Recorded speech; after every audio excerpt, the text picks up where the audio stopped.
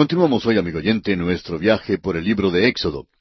Nos corresponde hoy estudiar el capítulo 4 de este segundo libro del Antiguo Testamento. En este capítulo consideraremos las dos objeciones que puso Moisés para no guiar a los israelitas en su salida de Egipto. Estas dos objeciones fueron la incredulidad de Israel y su falta de elocuencia. Consideraremos también la respuesta de Dios a las objeciones de Moisés con dos señales. Estas dos señales fueron una vara usada por la mano poderosa de Dios para hacer milagros, y segundo, la mano leprosa de Moisés, un tipo de pecado, limpiada por Dios para mostrar su poder a aquellos que se entregan a Él. Veremos también en este capítulo que Aarón llega a ser el vocero de Moisés. Moisés regresa a Egipto y anuncia a los ancianos de Israel el plan de Dios para su liberación. Este capítulo nos cuenta del regreso de Moisés a Egipto y la manera maravillosa en que Dios trató sus dudas. Moisés tenía muchas preguntas y muchos obstáculos para vencer, pero Dios tenía una respuesta para cada objeción de Moisés. Consideremos en primer lugar las objeciones de Moisés para llegar a ser el libertador de Israel. Moisés tenía varias razones por las cuales sentía que no era el hombre adecuado para la tarea que Dios quería que hiciera. Leamos los primeros dos versículos de este capítulo 4 de Éxodo. Entonces Moisés respondió diciendo, He aquí que ellos no me creerán ni oirán mi voz, porque dirán, No te ha aparecido Jehová. Y Jehová dijo, ¿Qué es eso que tienes en tu mano? Y él respondió, Una vara. En los días venideros, Moisés utilizaría la vara en muchas maneras diferentes. Llegaría a ser su símbolo de autoridad y un testimonio a Israel y a Egipto de la presencia de Dios con Moisés. También le serviría como una fuente de fuerza a Moisés mismo. El versículo 3 de Éxodo 4 nos dice, Él le dijo, Échala en tierra. Y él la echó en tierra, y se hizo una culebra. Y Moisés huía de ella. Cuando Moisés echó en tierra la vara, ésta se convirtió en un monstruo vicioso. Note usted que no hay poder en la vara misma, porque es simplemente un instrumento que puede ser usado por Satanás tanto como por Dios. Para un ejemplo, comparemos la vara con un peso. El peso puede ser usado para ayudar a pagar un asesinato o una prostitución, licor, etc. En otras palabras, aquel peso, aquel dinero, puede llegar a ser una culebra. Solo cuando aquel peso o vara es puesto en la mano de un hombre de Dios, un hombre movido por el poder de Dios, solo entonces podrá ser usado para Dios. Esta es una lección importante que Dios está enseñando en este pasaje. Leamos ahora el versículo 4. Entonces dijo Jehová a Moisés, Extiende tu mano y tómala por la cola. Y él extendió su mano y la tomó, y se volvió vara en su mano. Muchas personas consideran que el automóvil, la radio y la televisión son del diablo. El diablo puede utilizar estos instrumentos, pero también pueden ser usados para la honra y la gloria de Dios. Si usted, amigo oyente, tiene un automóvil, utilícelo para llevar a algún querido hermano a la iglesia o para llevar a algunos amigos inconversos para que escuchen la palabra de Dios. Sostenga los programas cristianos en la televisión y la radio y cerciórese de que estos sean de Dios y no del diablo. Dios llamó a Moisés para liberar a los hijos de Israel de la esclavitud en Egipto. Lo entrenó por 40 años en el desierto y lo comisionó en la zarza ardiente. Este hombre, que en una ocasión estuvo tan ansioso que se adelantó a Dios, ahora está mal dispuesto a aceptar su oficio dado por Dios como libertador. Empezó poniendo objeciones ante Dios, y Dios puso una vara en su mano. Moisés aprende que cuando la vara se usa según la voluntad de Dios y en la mano de un hombre que se ha entregado a Dios, llega entonces a ser un símbolo de autoridad. Además de la vara, sin embargo, Dios le da a Moisés otra muestra de confianza y le enseña una lección importante cuando está a punto de asumir la gran responsabilidad de guiar a Israel en su salida de Egipto. Leamos los versículos 6 al 8 de este capítulo 4 de Éxodo. Le dijo además Jehová, Mete ahora tu mano en tu seno. Y él metió la mano en su seno. Y cuando la sacó, he aquí que su mano estaba leprosa como la nieve. Y dijo, Vuelve a meter tu mano en tu seno. Y él volvió a meter su mano en su seno, y al sacarla de nuevo del seno, he aquí que se había vuelto como la otra carne. Si aconteciere que no te creyeren ni obedecieren a la voz de la primera señal, creerán a la voz de la postrera. El gran mensaje aquí es para Moisés en particular. Su seno habla de su vida interior. Proverbios 4:23 dice, sobre toda cosa guardada, guarda tu corazón, porque de él mana la vida. Moisés metió su mano en el seno, el corazón, simbolizando que la mano haría lo que manda el corazón. Dios quería poner la vara en la mano de un hombre entregado a él. Ahora quiere que la mano de Moisés esté de acuerdo con su corazón. El Señor hizo esta declaración en Mateo 7:17. Así, todo buen árbol da buenos frutos, pero el árbol malo da frutos malos.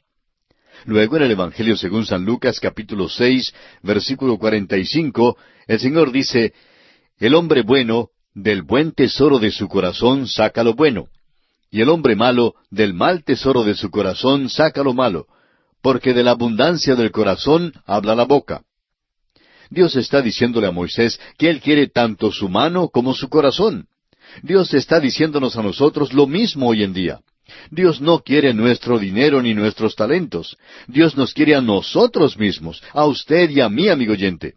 Si nos tiene a nosotros, entonces tendrá también todo lo demás. Moisés pues metió su mano en su seno y su mano salió leprosa. La metió de nuevo en su seno y salió limpia. De su corazón saldrá al fin lo que realmente es. Dios quería poner aquella vara en la mano de un hombre que fuera completamente entregado a Él. Dios quería que aquella mano del hombre se moviera en la misma dirección que Él movería su corazón. Esta es la gran lección que Dios tenía para Moisés, para los hijos de Israel y también para nosotros hoy en día. Veamos ahora el versículo 10 de Éxodo capítulo 4. Entonces dijo Moisés a Jehová, Ay, Señor, nunca he sido hombre de fácil palabra, ni antes, ni desde que tú hablas a tu siervo, porque soy tardo en el habla y torpe de lengua. Moisés ofrece ahora otra objeción. Dice, Señor, se necesita de un orador elocuente para esta tarea, y yo no hablo bien. Claro que Moisés era capaz de hablar cuando llegaba la hora de hablar, pero aquí da una excusa. Dice que se siente inadecuado. Leamos los versículos 11 y 12. Y Jehová le respondió, ¿quién dio la boca al hombre? ¿O quién hizo al mudo y al sordo, al que ve y al ciego? ¿No soy yo Jehová? Ahora pues, ve, y yo estaré con tu boca, y te enseñaré lo que hayas de hablar. Dios está diciéndole a Moisés que no quiere tan solo su mano, sino también su boca. Promete estar con la boca de Moisés y enseñarle lo que debe hablar. Del corazón mana la vida, y lo que está en el pozo del corazón saldrá por el cubo de la boca. Dios quería el corazón de Moisés, pero Moisés todavía pone otra objeción. Escuchemos lo que él presenta como excusa en el versículo 13 de este capítulo 4 de Éxodo. Y él dijo, Ay, Señor, envíate, ruego, por medio del que debes enviar. Moisés trató de hallar un sustituto. Y llegamos aquí a otro aspecto importante. Aarón llega a ser el vocero de Moisés. Leamos los versículos 14 al 16 de este capítulo 4. Entonces Jehová se enojó contra Moisés y dijo, ¿no conozco yo a tu hermano Aarón, levita, y que él habla bien? Y he aquí que él saldrá a recibirte, y al verte se alegrará en su corazón. Tú hablarás a él, y pondrás en su boca las palabras, y yo estaré con tu boca y con la suya, y os enseñaré lo que hayáis de hacer. Y él hablará por ti al pueblo. Él te será a ti en lugar de boca, y tú serás para él en lugar de Dios. Moisés se equivocó mucho al pedir a Dios un vocero. Dios lo permitió, pero no quería una comandancia dividida. Usted notará que esto causó serios problemas a los hijos de Israel al viajar a través del desierto. Aarón se ocupó en hacer un becerro de fundición para la adoración de Israel, mientras que Moisés estaba en el monte de Sinaí. Esta fue una equivocación terrible de parte de Aarón, y fue resultado de una comandancia dividida. Otros problemas se dejan ver en el libro de Números. Dios no necesitaba a Aarón para la tarea de librar a los hijos de Israel, solo necesitaba a Moisés. Moisés estaba mal dispuesto a confiar en Dios en todo, y entonces Dios tuvo que enviar otro hombre con él. Amigo oyente, nosotros necesitamos reconocer nuestra debilidad, pero cuando Dios nos llama a hacer un trabajo, debemos responder con confianza. Dios nos capacita para hacer la tarea que Él nos llama a hacer. Leamos ahora los versículos 17 al 18 de Éxodo capítulo 4. Y tomarás en tu mano esta vara con la cual harás las señales. Así se fue Moisés, y volviendo a su suegro Jetro le dijo, Iré ahora y volveré a mis hermanos que están en Egipto, para ver si aún viven. Y Jetro dijo a Moisés, Ve en paz. En el versículo 19, Dios da buenas noticias en cuanto a sus enemigos en Egipto. Dijo también Jehová a Moisés en Madián, Ve y vuélvete a Egipto, porque han muerto todos los que procuraban tu muerte. Notamos aquí que hay un nuevo faraón en Egipto. El padre egipcio de Moisés, por adopción, ya ha muerto, y Moisés puede ahora volver sin peligro a Egipto. En los versículos 20 y 21 de Éxodo capítulo 4, vemos a Moisés emprendiendo el viaje de regreso a Egipto. Leamos. Entonces Moisés tomó su mujer y sus hijos, y los puso sobre un asno, y volvió a tierra de Egipto. Tomó también Moisés la vara de Dios en su mano. Y dijo Jehová a Moisés, Cuando hayas vuelto a Egipto, mira que hagas delante de Faraón todas las maravillas que he puesto en tu mano, pero yo endureceré su corazón, de modo que no dejará ir al pueblo. El hecho de que Dios dice que Él endurecerá el corazón de Faraón siempre ha presentado un problema. Este problema surge de nuevo cuando consideremos las plagas y lo estudiaremos en más detalles. Estamos seguros de que llegaremos a una solución satisfactoria. Los versículos 22 y 23 de este capítulo 4 dicen, Y dirás a Faraón, Jehová ha dicho así, Israel es mi hijo, mi primogénito. Ya te he dicho que dejes ir a mi hijo para que me sirva, mas no has querido dejarlo ir. He aquí yo voy a matar a tu hijo, tu primogénito. Dios era muy clemente en sus tratos con Faraón y con los egipcios. Le dijo a Faraón en el principio de la contienda, O dejas ir a mi hijo Israel, o mataré a tu hijo, tu primogénito. Dios envió muchas plagas antes de dar muerte al hijo primogénito de Faraón, dándole tiempo amplio para que reconociera al Dios verdadero y dejara salir a Israel. Pero Faraón no aprovechó la oportunidad. Ahora el versículo 24 dice, Y aconteció en el camino que en una posada Jehová le salió al encuentro y quiso matarlo. Este es un versículo extraño, pero revela la tercera objeción verdadera de Moisés. Había descuidado el circuncidar a sus hijos. La circuncisión era la evidencia o el sello del pacto que Dios había hecho con Abraham. Si Moisés proclamaba la voluntad de Dios para otros, él también tenía que ser obediente a la voluntad de Dios. Y Dios tuvo que recordarle forzosamente a Moisés de su desobediencia. Ahora los versículos 25 y 26 dicen, Entonces Séfora tomó un pedernal afilado y cortó el prepucio de su hijo y lo echó a sus pies diciendo, A la verdad tú me eres un esposo de sangre. Así le dejó luego ir. Y ella dijo, Esposo de sangre a causa de la circuncisión. Es difícil comprender este incidente y debemos volver nuestros pasos un poco para examinar el problema. Cuando Moisés huyó como fugitivo de Egipto, fue a la tierra de Madián. Los madianitas eran los descendientes de Abraham y Cetura. Esta gente era monoteísta, no eran idólatras, sino que adoraban a un solo Dios. Moisés pues se sintió como si estuviera en su casa con esta gente. Moisés se hizo muy amigo del sacerdote de Madián, el cual tenía 7 hijas. Moisés se casó con una de las hijas llamada Séfora. En el principio Dios bendijo el hogar de Moisés. Su primer hijo, Gersón, que significa forastero, nació en Madián. Moisés había sido forastero en esa tierra, pero llegó a ser su hogar. Moisés fue rechazado por sus hermanos en Egipto. Ahora Cristo también fue rechazado por el mundo. Moisés halló una esposa en Madián.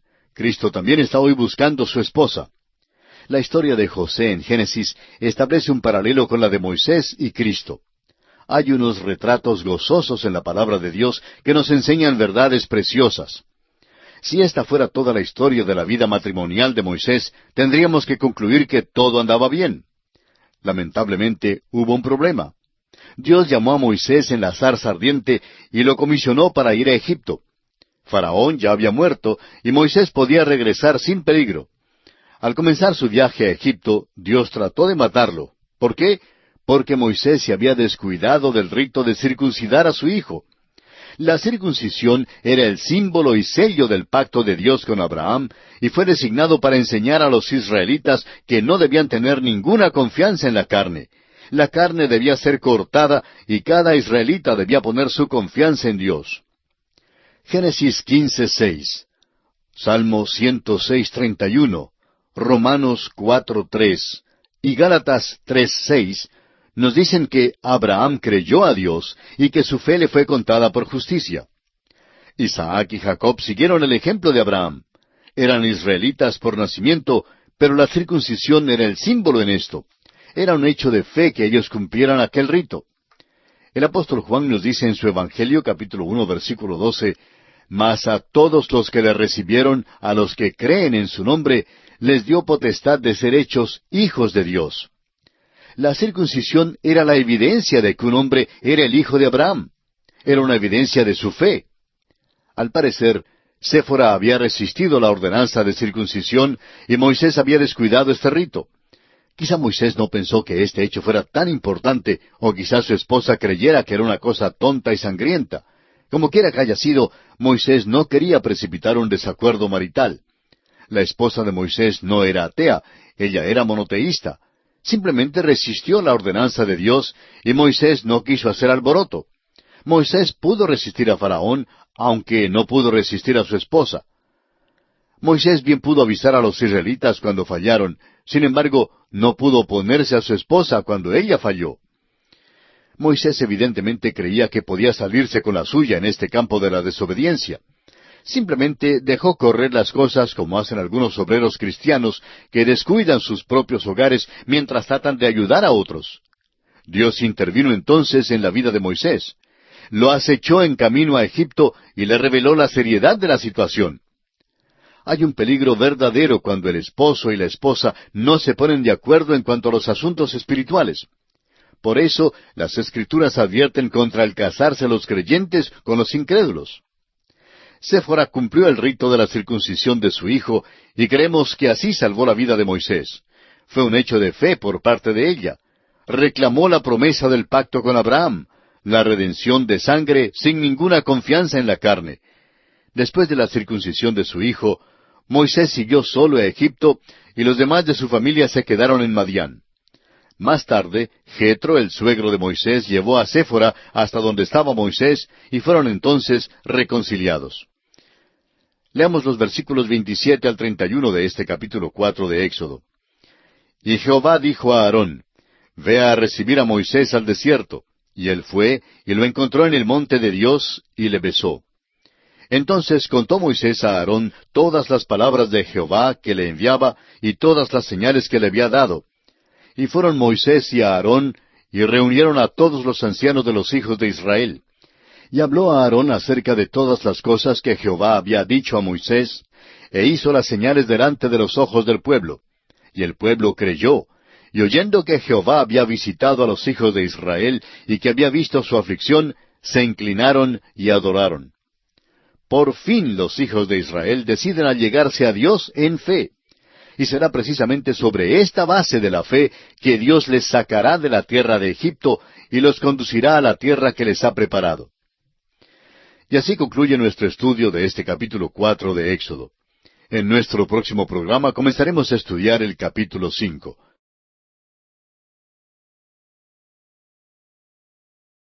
Continuamos hoy, amigo oyente, nuestro viaje por el libro de Éxodo.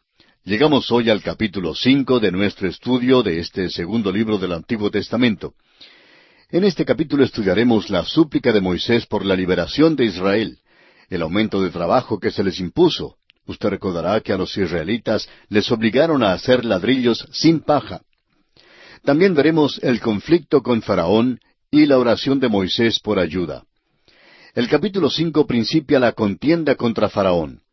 En los capítulos 5 al 11 ocurren 9 plagas que son ataques directos contra la idolatría de Egipto. En realidad es una batalla del Dios único contra los dioses de Egipto. Moisés regresó a Egipto después de una ausencia de 40 años.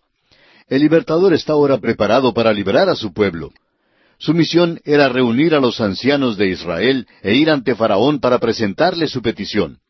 Faraón rehusó dejar ir a Israel y esto abrió el conflicto entre Dios y los dioses de Egipto.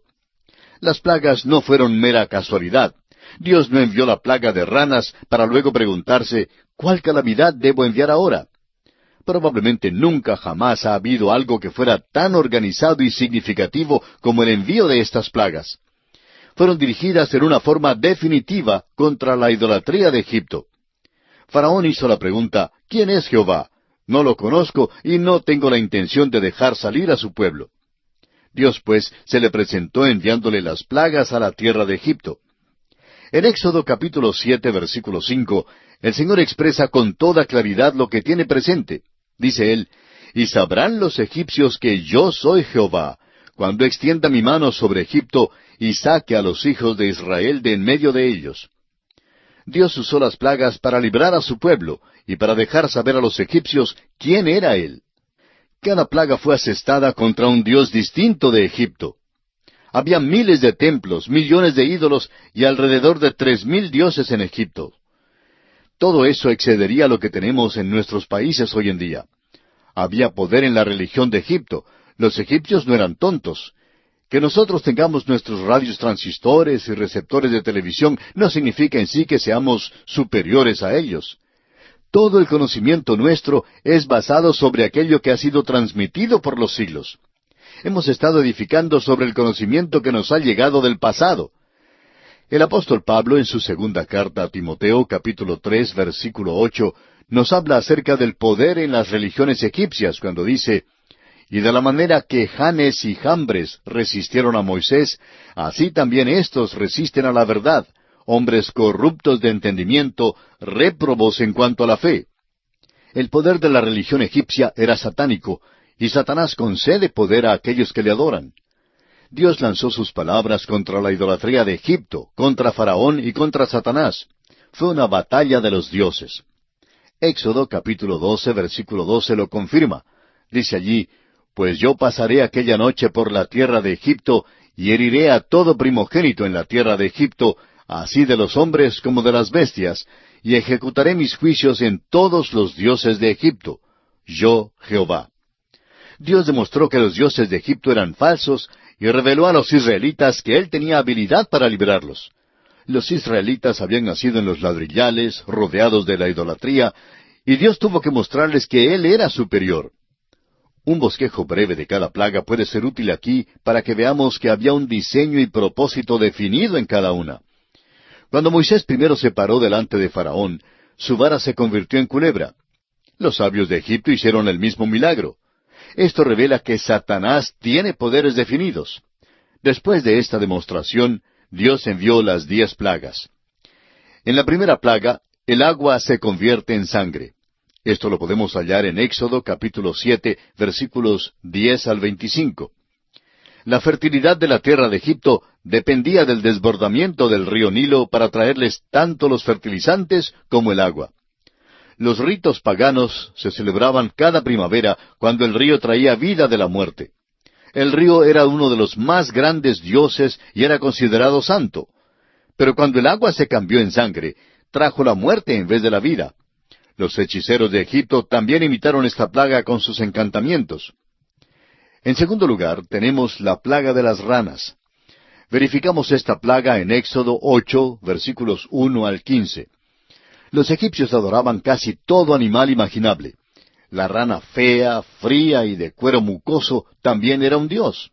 Adoraban a una diosa que tenía cabeza de rana. Se consideraba una ofensa matar la rana sagrada. Ahora, si usted las encontraba dentro de su casa, en las camas, en la comida y bajo los pies en todas partes, como las encontraron los egipcios, pues es muy posible que cambiara de opinión en cuanto a no matarlas.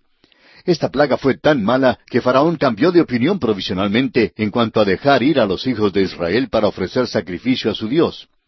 Cuando las ranas fueron muertas, sin embargo, endureció su corazón de nuevo y no dejó ir a Israel. Los sabios también duplicaron esta plaga, lo cual puede indicar que su éxito hasta el momento se había logrado por medio de alguna trampa de prestidigitación o por algún invento mágico. En tercer lugar, tenemos la plaga de piojos. Referencia a esta plaga la encontramos en Éxodo capítulo 8, versículos 16 al 20. Aunque no puede determinarse a cuál insecto se refiere esta palabra traducida como piojo, los insectos aparecieron en números increíbles del polvo en los charcos que se secaron después que el río Nilo retrocedió. Los egipcios adoraban al Dios de la tierra, y esta plaga se levantó del polvo de la tierra. Faraón no pidió que esta plaga fuera quitada, y los hechiceros egipcios no pudieron reproducir esta pestilencia. Parece que reconocieron que el que trajo esta plaga era supremo sobre todos los dioses de Egipto. En cuarto lugar, encontramos la plaga de las moscas. Éxodo 8:20 al 32 la refiere. Hay quienes creen que la multitud de moscas realmente era masas del escarabajo sagrado, emblema del sol. El escarabajo se encuentra en las tumbas egipcias y era su símbolo de la vida eterna. Estos escarabajos eran sagrados y dedicados a Ra, el dios del sol. Esta plaga fue tan severa que Faraón prometió a Israel su libertad limitada para sacrificar a Jehová en la tierra de Egipto. En quinto lugar, encontramos la plaga del ganado. Éxodo 9, versículos 1 al 7, lo afirma. Esta plaga era una enfermedad muy grave y contagiosa que afectó principalmente al ganado. Los egipcios adoraban a todo el reino animal, especialmente al toro negro. Es algo ridículo cuando uno se da cuenta que esta plaga causó que los egipcios adoraran a una vaca enferma. No me diga que no hay humor en la Biblia. Ahora, en sexto lugar, encontramos la plaga de las úlceras. Esta plaga aparece en Éxodo, capítulo 9, versículos 8 al 17. La plaga anterior afectó los cuerpos de los animales, y ahora esta plaga de úlceras afectó a los cuerpos de los propios egipcios. La plaga era muy dolorosa, pero no fatal. Los hechiceros egipcios no pudieron duplicar esta pestilencia, y ellos mismos estaban afligidos, tanto como sus compatriotas. En séptimo lugar tenemos la plaga de granizo. Esta plaga es referida en Éxodo capítulo 9, versículos 18 al 35. Dios empieza a demostrar su poder con la plaga del granizo. Lanzó su ataque contra el dios del aire o atmósfera. Esta plaga es otro paso adelante para demostrar quién es Dios. Por primera vez, Faraón confiesa su pecado. En octavo lugar está la plaga de las langostas. Éxodo capítulo 10, versículos 1 al 20 lo menciona. Por primera vez los siervos de Faraón trataron de persuadirlo para que hiciera algún arreglo con Moisés. Una multitud de langostas significaba que la cosecha estaba bajo maldición. Esta fue una evidencia del juicio de Dios como se encuentra en los libros de Joel y Apocalipsis.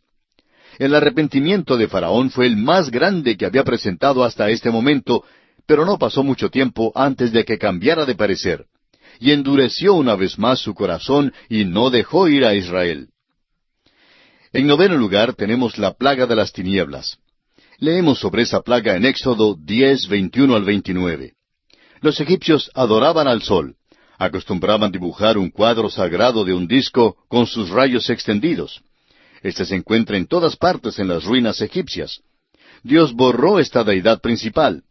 Ante esta plaga, Faraón dio señal de un permiso condicional a Israel, permiso que Moisés rehusó aceptar. Y esto abrió la puerta para la plaga final, la muerte de los primogénitos que aparece en Éxodo capítulo 11 hasta el capítulo 12, versículo 36. Según la religión de Egipto, los primogénitos pertenecían a los dioses de Egipto. En otras palabras, Dios tomó lo que pertenecía a los dioses de Egipto. Dios estaba enseñando a los egipcios quién era Él. Convenció a Faraón que Él era el Dios único y verdadero. Estaba trayendo a su propio pueblo al lugar donde estaría dispuesto a reconocerlo a Él como su Dios. Este fue el hecho final del juicio que libraría a Israel de la esclavitud en Egipto. Es importante comprender que había un propósito en las plagas de Egipto. Dios desafió a los dioses de Egipto a una contienda y los derrotó. El profeta Isaías predijo que algún día cada ídolo desaparecería de Egipto. Egipto es principalmente un país musulmán hoy en día, y está libre de los ídolos. Una consideración especial debe darse a la reacción del israelita individual ante Dios. El israelita individual nunca fue llamado hijo de Dios. Fue la nación entera la que recibió este nombre.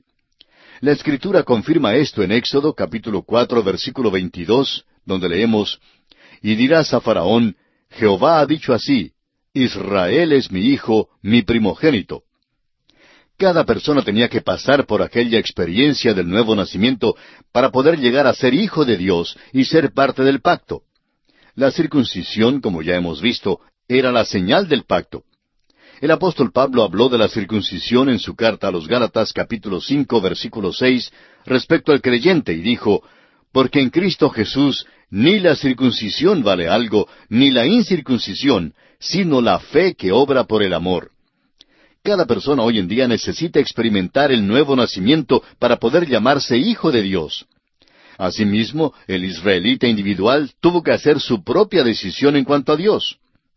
En este capítulo 5 de Éxodo, la contienda empieza con Faraón y la batalla empieza con los dioses egipcios. Leamos el versículo 1 de este capítulo 5 de Éxodo. Después Moisés y Aarón entraron a la presencia de Faraón y le dijeron, Jehová el Dios de Israel dice así, deja ir a mi pueblo a celebrarme fiesta en el desierto. El ofrecer sacrificio a Dios en el desierto fue el primer paso hacia la liberación de Israel.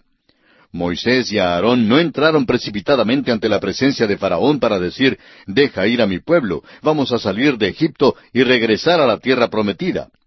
Simplemente pidieron que Israel tuviera permiso para salir al desierto para adorar a su Dios. Estaban preparando a Faraón para lo que vendría al fin. Ahora note usted la reacción de Faraón en el versículo 2 de este capítulo 5 de Éxodo. Y Faraón respondió, ¿quién es Jehová para que yo oiga su voz y deje ir a Israel? Yo no conozco a Jehová, ni tampoco dejaré ir a Israel. La expresión, deja ir a mi pueblo, ha llegado a ser famosa. Ojalá que se hiciera famosa la pregunta, ¿quién es Jehová? Es la mejor pregunta de todas hoy en día, porque usted necesita saberlo antes de que pueda haber una liberación para usted. Faraón hizo dos declaraciones muy definidas. Primero, yo no conozco a Jehová. Y la segunda es, no dejaré ir a Israel. Dentro de muy poco tiempo, Faraón conocería al Dios de Israel en una manera terrible y tendría que dejar ir a los israelitas. Veamos ahora el versículo 3 de Éxodo 5. Y ellos dijeron, el Dios de los hebreos nos ha encontrado. Iremos pues ahora, camino de 3 días por el desierto, y ofreceremos sacrificios a Jehová nuestro Dios, para que no venga sobre nosotros con peste o con espada. Dios quiere que le adoremos. Este versículo nos dice que Él nos juzgará si no tomamos este paso ahora. Leamos ahora los versículos 4 y 5 de Éxodo capítulo 5, que dicen, entonces el rey de Egipto les dijo, Moisés y Aarón, ¿por qué hacéis cesar al pueblo de su trabajo? Volved a vuestras tareas. Dijo también Faraón, he aquí el pueblo de la tierra es ahora mucho, y vosotros les hacéis cesar de sus tareas. Moisés había tenido reuniones masivas con los israelitas para animarles e instruirles. Estaban impacientes y querían salir de Egipto. Faraón vio el problema que esto ocasionó, y su contestación fue de enviarlos de nuevo a los ladrillales. Y esto es exactamente lo que hizo, y a la vez aumentó aún más sus dificultades. Veamos ahora en los versículos 6 al 8 de este capítulo 5, la tiránica decisión de Faraón. Y mandó Faraón aquel mismo día a los cuadrilleros del pueblo que lo tenían a su cargo, y a sus capataces, diciendo, de aquí en adelante no daréis paja al pueblo para hacer ladrillo como hasta ahora. Vayan ellos y recojan por sí mismos la paja. Y les impondréis la misma tarea de ladrillo que hacían antes, y no les disminuiréis nada, porque están ociosos, por eso levantan la voz diciendo, vamos y ofrezcamos sacrificios a nuestro Dios. Faraón creyó que Israel estaba pidiendo unas vacaciones. Razonó que si querían tomar unos días libres, era porque no estaban trabajando lo suficiente. Resolvió entonces no darles más paja, sino que fueran ellos mismos a buscarla, y les obligó a producir el mismo número de ladrillos que antes producían. Sus tareas diarias aumentaron y les fue muy difícil. Servían entonces con rigor. Leamos los versículos 15 al 21 de Éxodo 5. Y los capataces de los hijos de Israel vinieron a Faraón y se quejaron a él, diciendo, ¿por qué lo haces así con tus siervos?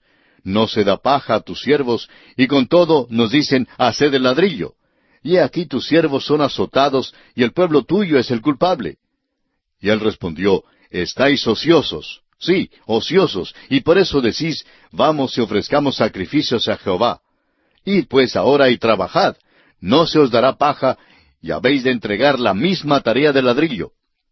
Entonces los capataces de los hijos de Israel se vieron en aflicción, al decírseles, no se disminuirá nada de vuestro ladrillo de la tarea de cada día.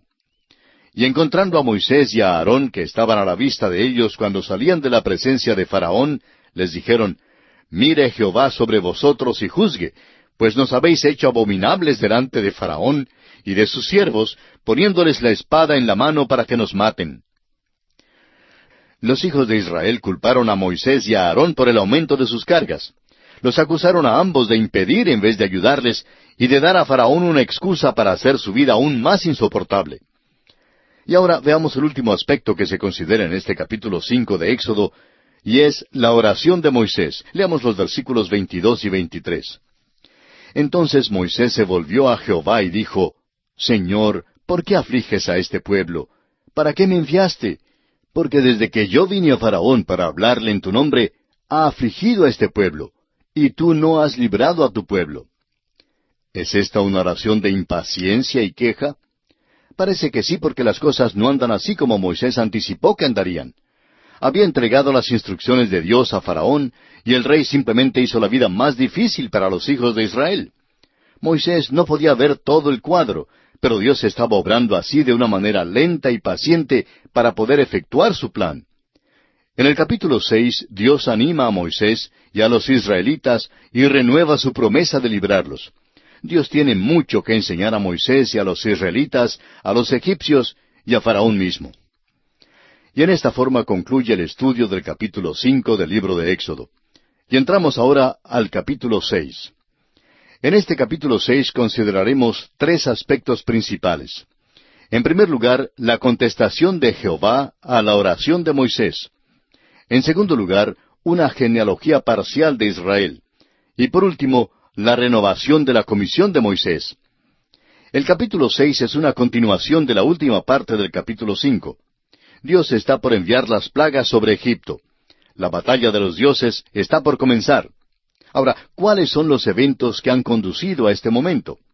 Mirando hacia atrás, encontramos que lo primero que Moisés, Aarón y los ancianos de Israel hicieron fue pedir permiso a Faraón para ir camino de 3 días al desierto para ofrecer sacrificio al Señor.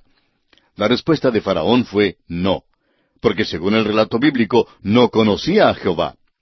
Ahora, como respuesta, Faraón en cambio aumentó la carga sobre los israelitas. Los hijos de Israel se quejaron ante Moisés, quien a su vez se quejó ante el Señor. Dios quería asegurar a Moisés quién era Él y cuál era su plan de acción. El Dios de Abraham, Isaac y Jacob había oído el gemido de los israelitas y los iba a librar. Dios quería que Moisés considerara la historia pasada de Israel para ver cómo era que Él los había guardado. Dios había demostrado vez tras vez su amor para con Israel y su deseo de ayudarlos. Dios había intervenido ya muchas veces a favor de los hijos de Israel. Estos, pues, son los aspectos que consideraremos en el capítulo 6, y en nuestro próximo programa entraremos en más detalles en el estudio de este capítulo.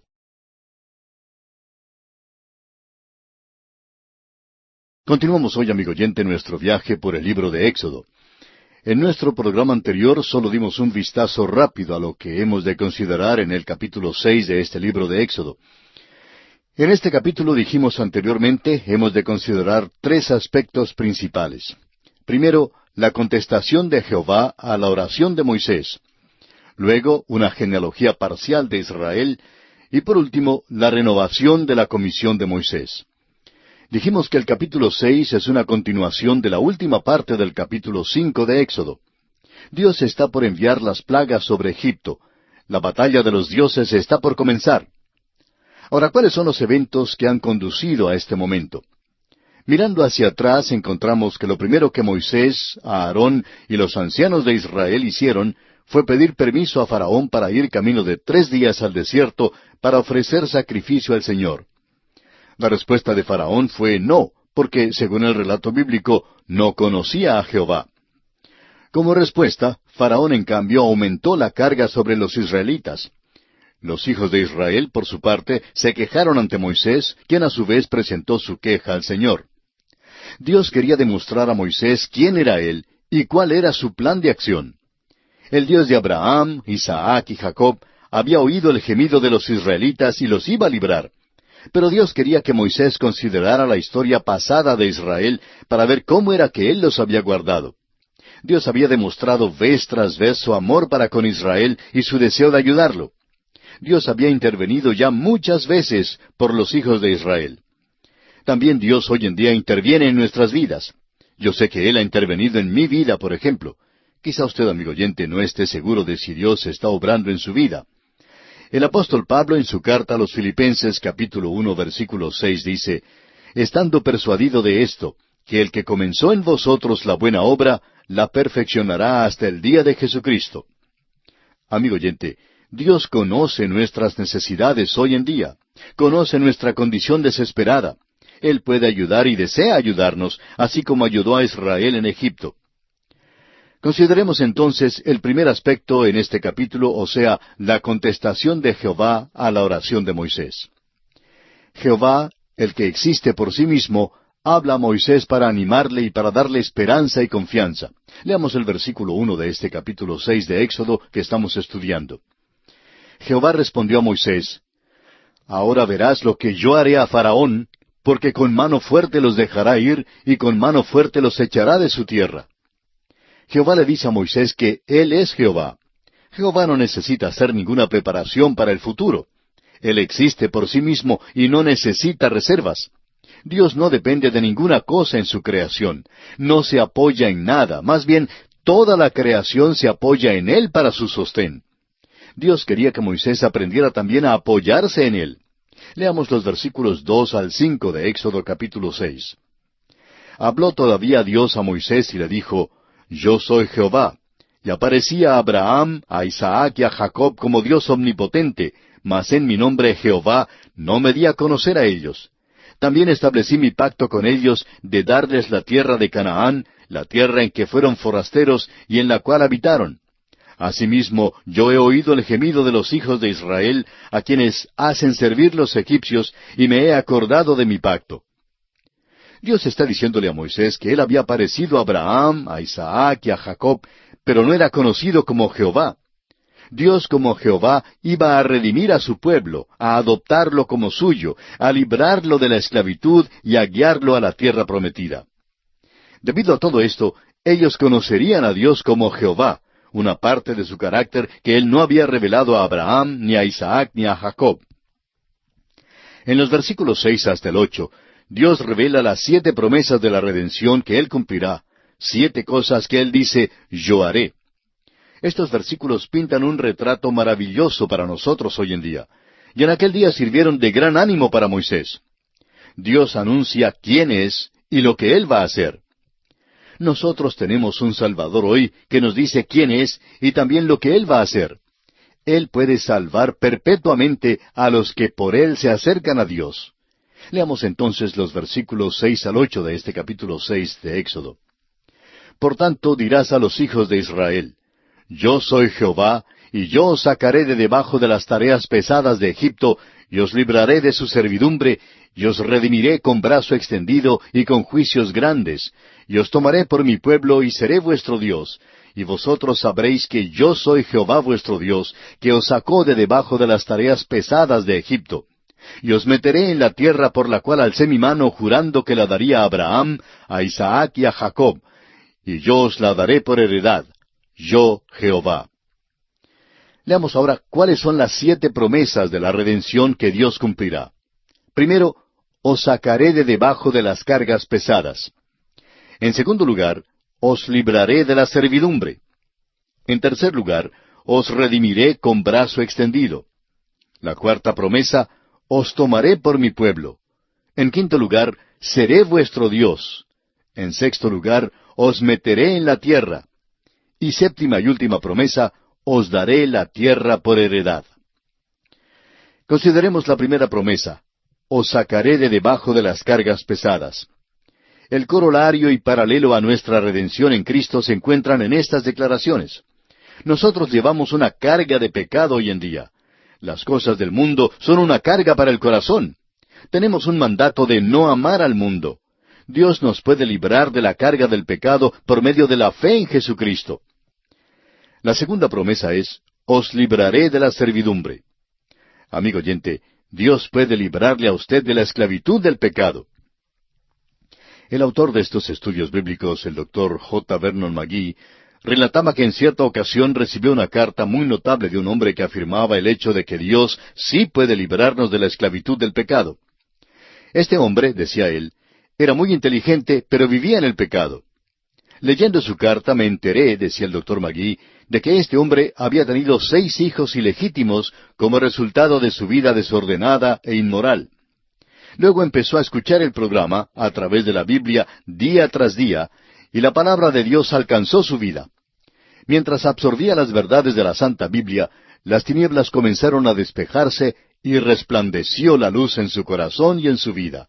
Se dio cuenta de que no había confiado en el Señor Jesucristo como su Salvador y decidió hacerlo rápidamente.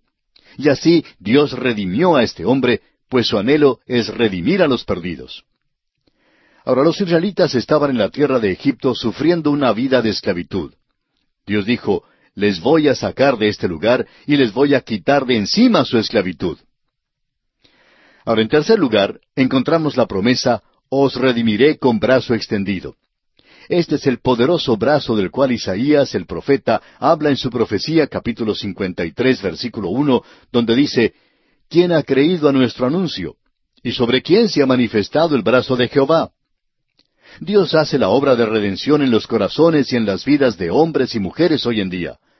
Cada uno de nosotros necesita un Salvador que le redima del pecado porque somos corrupción delante de Dios. El Señor Jesús nos amó tanto que murió por nosotros para que pudiéramos ser salvos. Y si Él estuvo tan dispuesto a hacer esto, nosotros debemos estar dispuestos a venir al Señor como pecadores. Dios tiene un gran plan de salvación, pero los hombres deben venir a Él para recibirlo. Él lo redimirá a usted también con brazo extendido.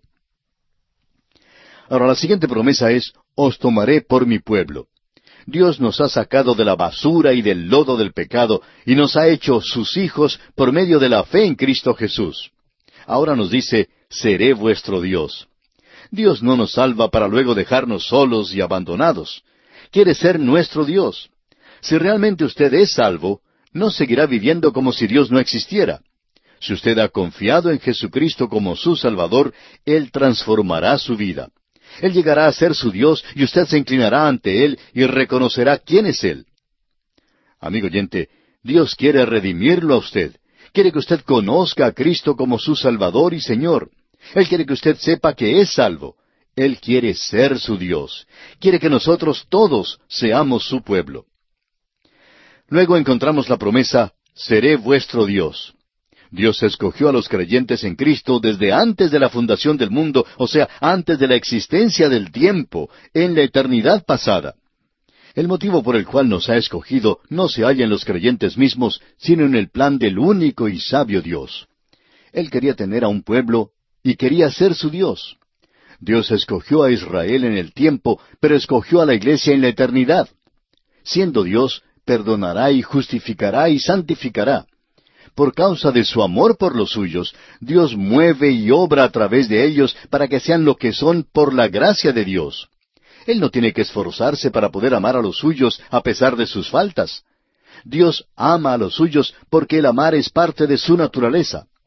Amigo oyente, Él anhela ser nuestro Dios. La siguiente promesa es, os meteré en la tierra. Ahora la tierra es Canaán. Fue prometida por Dios a Abraham, a Isaac y a Jacob. Canaán no es un cuadro del cielo. Es más bien un cuadro de la vida cristiana como los creyentes debemos vivirla.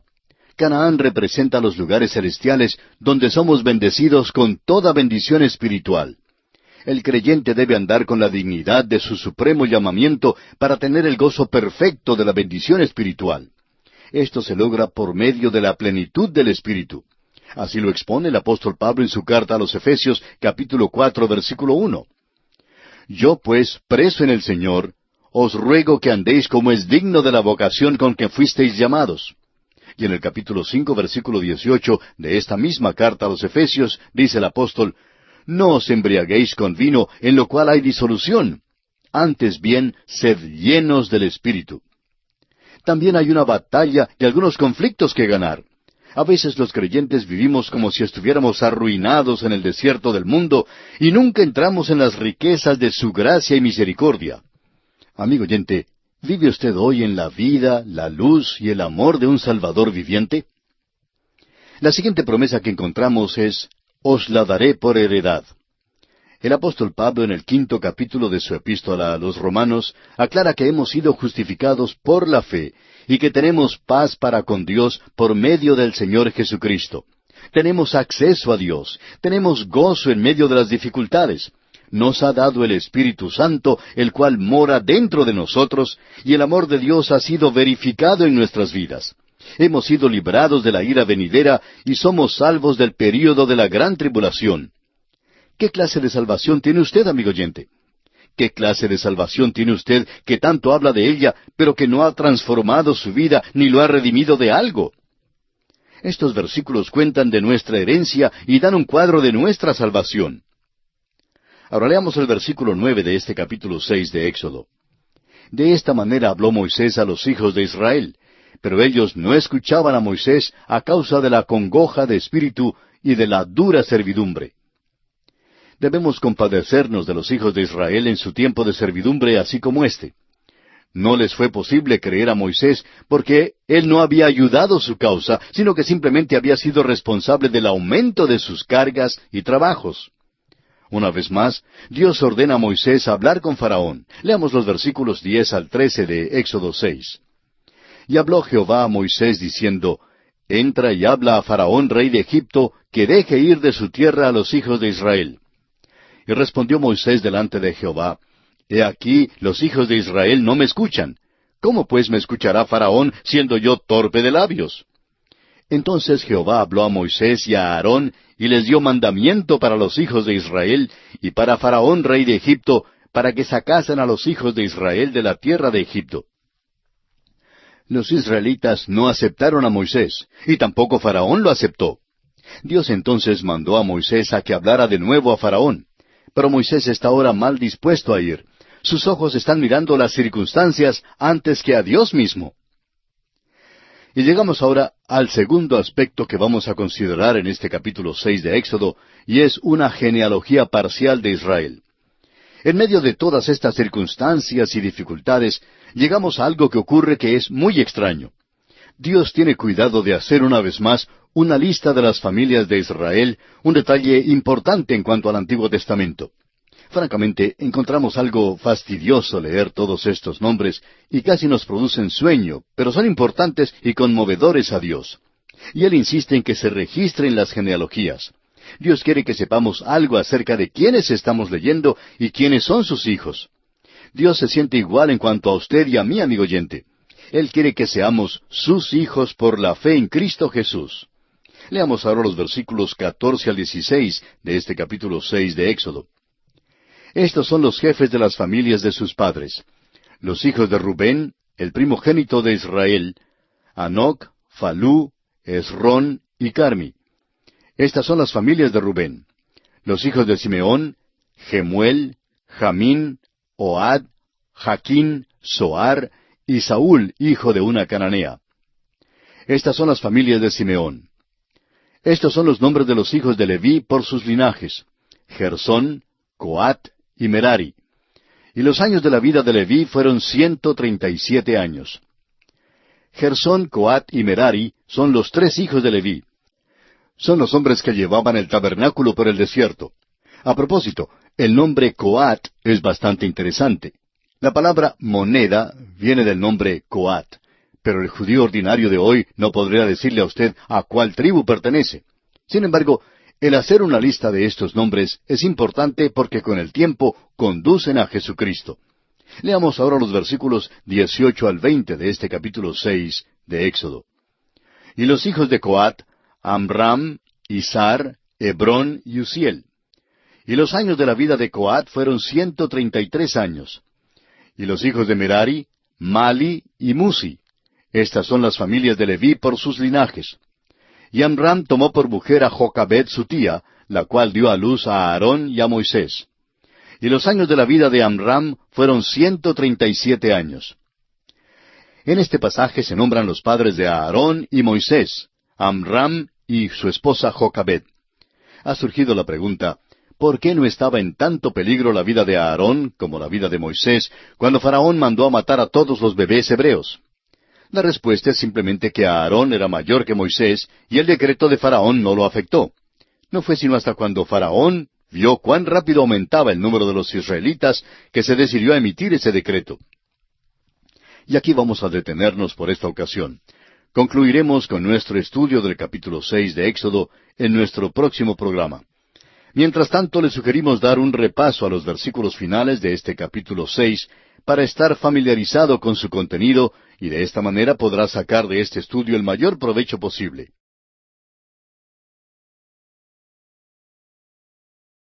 Continuamos hoy, amigo oyente, nuestro estudio de Éxodo, el segundo libro de la Biblia. En nuestro programa anterior estábamos estudiando una genealogía parcial de Israel que se considera en el capítulo 6 de este libro de Éxodo. Y dijimos para concluir que en este pasaje se nombran los padres de Aarón y Moisés, es decir, en los versículos 18 al 20 de este capítulo 6. Amram y su esposa Jocabed fueron los padres de Aarón y Moisés. Ahora dijimos que surgía la pregunta, ¿por qué no estaba en tanto peligro la vida de Aarón como la vida de Moisés cuando Faraón mandó a matar a todos los bebés hebreos? Y concluimos que la respuesta simplemente es que Aarón era mayor que Moisés y el decreto de Faraón no lo afectó. No fue sino hasta cuando Faraón vio lo rápido que aumentaba el número de los israelitas que entonces emitió ese decreto. Ahora los próximos versículos continúan hablando de la genealogía, y quisiéramos volver al curso de nuestras ideas con los versículos 26 y 27 de este capítulo 6 de Éxodo, que dicen: Este es aquel Aarón y aquel Moisés, a los cuales Jehová dijo, Sacad a los hijos de Israel de la tierra de Egipto por sus ejércitos. Estos son los que hablaron a Faraón, rey de Egipto, para sacar de Egipto a los hijos de Israel. Moisés y Aarón fueron estos. Ahora Moisés sí está verdaderamente desanimado. Ni los circuncisos ni los incircuncisos lo aceptan. En esta ocasión Dios interviene y da los antecedentes de Moisés y Aarón. Tienen que vivir en conformidad con sus pretensiones antes de que puedan librar a los israelitas. Hay quienes dicen que no es esencial creer en el nacimiento virginal de Cristo. Nosotros decimos que sí, que esta es una creencia esencial, es una de las credenciales de Cristo. No hay que confiar en su nacimiento para ser salvo. Hay que confiar en su muerte y resurrección para ser salvo. Pero cuando uno ya es salvo, llega a conocerle. Y si aquel a quien uno conoció no nació de una virgen, pues nos hemos equivocado al depositar nuestra confianza en él, porque él no puede ser quien alega ser. Nadie, pues, que sea realmente salvo, negará el nacimiento virginal de Jesucristo. También es esencial que Moisés y Aarón sean quienes alegan ser. Ya han pasado 40 años desde que Moisés salió de Egipto. Mientras tanto, se ha casado con la hija del sacerdote de Madián. Ahora es forastero entre los habitantes de Egipto, tanto entre los israelitas como entre los egipcios. Moisés tuvo que comprobar que pertenecía a la tribu de Leví, y que su padre y madre son Amram y Jocabed, y que fue criado en el palacio de Faraón. La genealogía provee las credenciales necesarias para que Moisés lleve a cabo la obra que Dios le ha mandado hacer en la tierra de Egipto. Y finalmente entramos en el último aspecto que consideraremos en este capítulo 6 de Éxodo, y es la renovación de la comisión de Moisés. Sobre la base de las credenciales, Dios renueva el llamamiento a Moisés y a Aarón. Leamos los versículos 28 al 30 de este capítulo 6 de Éxodo. Cuando Jehová habló a Moisés en la tierra de Egipto, entonces Jehová habló a Moisés diciendo, Yo soy Jehová, di a Faraón, rey de Egipto, todas las cosas que yo te digo a ti. Y Moisés respondió delante de Jehová, He aquí yo soy torpe de labios, ¿cómo pues me ha de oír Faraón? Moisés se disculpa una vez más. Claro que no es una tarea muy agradable la que tiene que hacer. Lo han rechazado. Aun después de que muestra sus credenciales de que pertenece a la tribu de Leví, lo rechazan. Ahora bien, Leví era hijo de Jacob, Jacob hijo de Isaac, e Isaac hijo de Abraham. Dios le dio a Abraham las promesas con respecto a los hijos de Israel. Yo sí soy de la línea de vida, dice Moisés, pero vacilo en ir y hacer el trabajo que Dios me ha llamado a hacer. Moisés, pues, no tiene mucha fe. Y así concluye el capítulo 6 del libro de Éxodo, y entramos al capítulo 7. En este capítulo Moisés se anima para ir a Faraón y pedirle que deje ir a los israelitas. En segundo lugar, la vara de Moisés se cambia en serpiente. Los hechiceros egipcios también cambian sus varas en serpientes. El corazón de Faraón es endurecido, y Dios envía la plaga de sangre. La preparación para la batalla entre el Dios de Israel y los dioses egipcios ha concluido. Dios ha estado preparando a los hijos de Israel, a Moisés y a Aarón y a Faraón para la batalla. Moisés se parará delante de Faraón, pero será Aarón quien hable. Ahora, ¿era que Moisés era mudo, o tartamudeaba, o acaso sufría de algún otro impedimento en el habla? Bueno, nuestro presentimiento es que el problema de Moisés era psicológico. Después de pasar 40 años en el desierto, pudiera ser que se sintiera temeroso y no adecuado. Dios quería aclarar sin lugar a dudas que era Él mismo y no Moisés quien iba a librar a los hijos de Israel. Dios tuvo que alejar el elemento humano porque no puede usar la carne. El apóstol Pablo en su carta a los Romanos capítulo 7 versículo 18 nos dice, «Y yo sé que en mí, esto es, en mi carne, no mora el bien, porque el querer el bien está en mí, pero no el hacerlo». Es difícil para algunas personas creer que no hay bien en el hombre, porque les gustaría contar con ello más que con Dios, especialmente en un tiempo de necesidad urgente. Pero Dios no quiere utilizar la carne, no puede usarla y no la usará. Dios ha puesto a un lado la carne, y así es que Aarón es a quien le corresponde hablar por Moisés. Vamos ahora a continuar considerando la renovación de la comisión de Moisés, de la cual estábamos hablando hace un momento en el capítulo 6. Leamos para ello el versículo 1 de este capítulo 7 de Éxodo. Jehová dijo a Moisés, «Mira, yo te he constituido Dios para Faraón, y tu hermano Aarón será tu profeta». Esta es una de las definiciones más excelentes que usted jamás encontrará de un profeta. Moisés iba a ser Dios para Faraón. Aarón iba a servir de vocero para Moisés. Aarón sería profeta. Un profeta es alguien que habla en nombre de Dios, alguien que tiene un mensaje de Dios para el pueblo. Un profeta es lo opuesto a un sacerdote. Viene de Dios y va al pueblo, pero un sacerdote representa al pueblo delante de Dios. Un sacerdote no debe hablar de parte de Dios y un profeta no debe representar al pueblo. Debe representar a Dios. Aarón, pues, debe representar a Moisés delante del pueblo, y Moisés debe representar a Dios delante del pueblo y de Faraón. Leamos los versículos 2 y 3 de este capítulo 7 de Éxodo. Tú dirás todas las cosas que yo te mande, y a Aarón tu hermano hablará a Faraón, para que deje ir de su tierra a los hijos de Israel. Y yo endureceré el corazón de Faraón, y multiplicaré en la tierra de Egipto mis señales y mis maravillas. ¿Qué significan las palabras, endureceré el corazón de Faraón? ¿Endureció acaso Dios el corazón de Faraón? Sí. Faraón no era un hombre muy amable, ni muy compasivo, ni quería volverse a Dios. Estaba lleno hasta el borde de rebelión. La dureza de la cual habla este pasaje es una palabra figurativa que puede ser comparada a una cuerda que es torcida. Simplemente quiere decir que Dios torció el corazón de Faraón para exprimir o hacer salir la rebelión que él había estado encubriendo todo el tiempo. Faraón no era como los políticos de hoy en día, que no dicen lo que realmente quieren decir. Piensan de una manera y hablan de otra. Faraón no quería dejar ir a los israelitas y todavía quería parecer como un soberano benévolo. Quería que todo el mundo creyera que era un hombre generoso, pero en cuanto al caso de Israel, era duro. Bueno, Dios traerá a Faraón al tribunal y le hará confesar cómo es que realmente se siente. Hay ciertos hombres que tienen que ser llevados a los tribunales antes que cumplan lo que ya han prometido hacer. Un contratista, por ejemplo, dijo una vez que tuvo que llevar a un hombre al tribunal antes de que tal hombre cumpliera con el contrato que había firmado. Y añadió que aquel mismo hombre no cumpliría sus obligaciones hasta cuando la ley lo persiguiera. Y eso es lo que hace Dios aquí con Faraón. Dios está trayendo a Faraón ante el tribunal y diciéndole, tú vas a revelar lo que realmente está en tu corazón. No puedes decir una cosa y hacer otra. Dios obligará a que Faraón haga algo en cuanto a este asunto particular. A propósito, esto es exactamente lo que Dios hará con cada individuo que llegue algún día a su presencia. Será visto como realmente es. No habrá más camuflaje.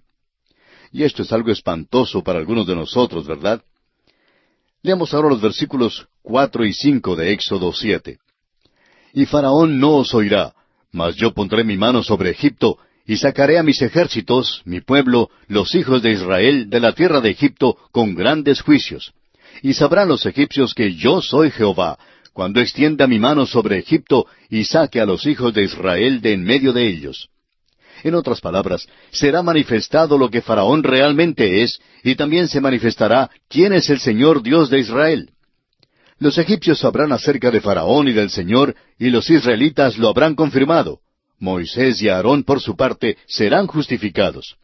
Ahora los versículos 6 y 7 dicen, «E hizo Moisés y Aarón como Jehová les mandó, así lo hicieron.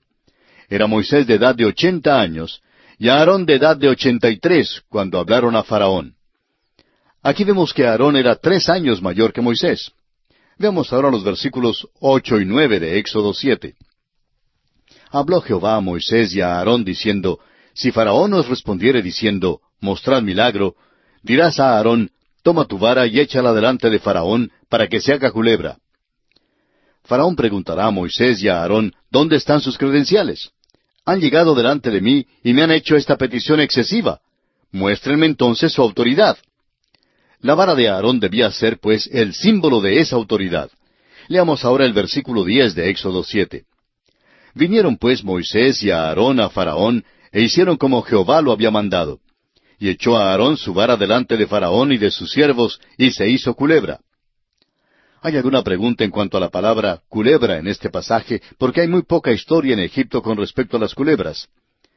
El doctor J. Vernon McGee, autor de estos estudios bíblicos, decía que él creía realmente que la palabra que se usa aquí significa cocodrilo. Durante los días de Moisés había muchas de estas criaturas viviendo en el río Nilo y en los charcos por toda la tierra. Creo, pues, decía el doctor McGee, que la vara se hizo realmente cocodrilo. Usted notará que al estudiar nosotros las plagas, Dios estaba tratando con toda la esfera de la zoología, es decir, los dioses de Egipto eran o animal, o ave, o insecto. Pablo escribió en cuanto a esto cuando dijo allá en su carta a los Romanos capítulo 1 versículos 22 y 23, «Profesando ser sabios, se hicieron necios, y cambiaron la gloria del Dios incorruptible en semejanza de imagen de hombre corruptible, de aves, de cuadrúpedos y de reptiles». Los egipcios lo simbolizaban todo. Tenían una idea abstracta y le dieron una forma concreta de alguna imagen. Tenían deidades que representaban cada esfera y función de la vida. No les faltaba nada. Cambiaron el monoteísmo en politeísmo. Como el señor Wallis Budge lo ha declarado, creían en la existencia de un gran Dios, producido por sí mismo, existente en sí mismo, todopoderoso y eterno. Lamentablemente, creían que este ser era demasiado grande y poderoso para tener interés en los asuntos y destinos de algunos meros seres humanos. Por eso permitió que el gobierno de este mundo fuera manejado por hordas de dioses menores y demonios, los cuales eran tanto espíritus malos como buenos. Bueno, esto es lo que creían los egipcios. Esta es la misma cosa que Pablo halló cuando fue a Atenas. Halló un monumento al Dios no conocido, como nos dice en Hechos capítulo 17 versículo 23. Porque pasando y mirando vuestros santuarios, hallé también un altar en el cual estaba esta inscripción: al Dios no conocido. Al que vosotros adoráis, pues, sin conocerle, es a quien yo os anuncio. Si un hombre adora todos estos diferentes dioses, no puede conocer al Dios vivo y verdadero. Por tanto, el Señor Dios de Israel ataca a los dioses de Egipto para mostrar quién es Él. La palabra hebrea cocodrilo, que es traducida culebra en este pasaje, no se traduce culebra en ningún otro lugar en la Biblia. En los libros de Isaías y Ezequiel es traducida dragón. La palabra realmente es satánica en sus connotaciones, y es posible que sea por eso que los traductores usaron la palabra culebra. Sin hacer caso, pues, de la razón, el hecho es que los egipcios adoraban al cocodrilo. Ocupaba un lugar grande en la adoración y religión de Egipto. Decían que uno de sus dioses se había encarnado en los cocodrilos. Otro de los dioses, que era el enemigo malo y perpetuo de todos los dioses solares, apareció en forma de un cocodrilo. Los egipcios se ocupaban en un ritual mágico que era practicado en el templo de Amón-Ra, en la ciudad de Tebas. Este enemigo malo de los otros dioses solares vivía en la parte más baja del cielo, y trataba todos los días de impedir la salida de Ra, el dios del sol. Este dios cocodrilo ponía en movimiento el relámpago, el trueno, las tempestades, las tormentas, los huracanes, la lluvia, y trataba de oscurecer la luz del sol, llenando el cielo de nubes, neblina y tinieblas. El ritual egipcio era un esfuerzo por destruir a este dios. Era una adoración descollante, y fue la primera cosa contra la cual Dios asestó un golpe. La vara de Aarón, pues, se convirtió en cocodrilo. Veamos el versículo 11.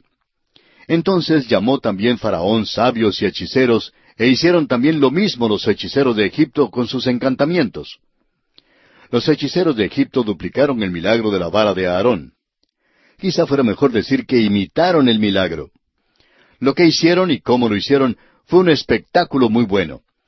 El apóstol Pablo, sin embargo, tiene una palabra que decir en cuanto a esto en su segunda carta a Timoteo, capítulo 3, versículo 8, donde dice: Y de la manera que Janes y Jambres resistieron a Moisés, así también éstos resisten a la verdad, hombres corruptos de entendimiento, réprobos en cuanto a la fe. Estos hechiceros, pues, resistieron al Dios vivo y verdadero. Veamos ahora qué sucedió con la vara de Aarón en los versículos 12 y 13 de Éxodo 7. Pues echó cada uno su vara, las cuales se volvieron culebras, mas la vara de Aarón devoró las varas de ellos. Y el corazón de Faraón se endureció y no los escuchó, como Jehová lo había dicho. Es interesante que los egipcios adoraban al cocodrilo, y que es la vara de Aarón la que devoró sus cocodrilos. Esto debió haber impresionado a Faraón, pero no lo hizo. Faraón, en cambio, endureció su corazón y persistió en su camino resuelto. Y esto nos lleva a la consideración de la primera plaga. El agua se convierte en sangre. Leamos los versículos 14 al 19 de este capítulo 7 de Éxodo. Entonces Jehová dijo a Moisés: El corazón de Faraón está endurecido, y no quiere dejar ir al pueblo. Ve por la mañana a Faraón, he aquí que él sale al río, y tú ponte a la ribera delante de él, y toma en tu mano la vara que se volvió culebra, y dile: Jehová el Dios de los Hebreos me ha enviado a ti, diciendo: Deja ir a mi pueblo para que me sirva en el desierto. Y he aquí que hasta ahora no has querido oír. Así ha dicho Jehová: En esto conocerás que yo soy Jehová. He aquí, yo golpearé con la vara que tengo en mi mano el agua que está en el río, y se convertirá en sangre.